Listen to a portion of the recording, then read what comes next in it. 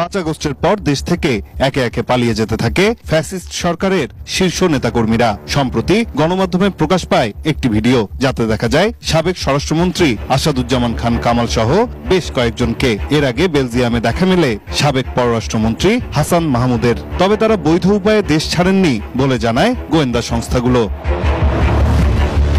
এসব বিষয় নিয়ে গণমাধ্যমের নানা প্রশ্নের মুখোমুখি হন বিজিবি মহাপরিচালক। বাহিনীর সদর দপ্তরে সংবাদ সম্মেলনে বলেন, সাবেক মন্ত্রী এমপিদের পালানোর বিষয়ে কিছুই জানেন না তারা। তবে কোন পথে তারা পালিয়েছেন তা তদন্ত করে দেখা হবে।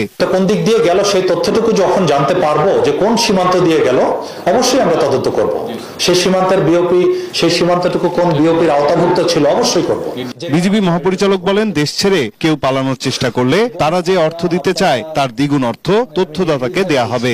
যারা পালিয়ে যাওয়ার চেষ্টা করছেন তারা অনেক টাকার বিনিময়ে দালালদেরকে রাজি করাচ্ছেন।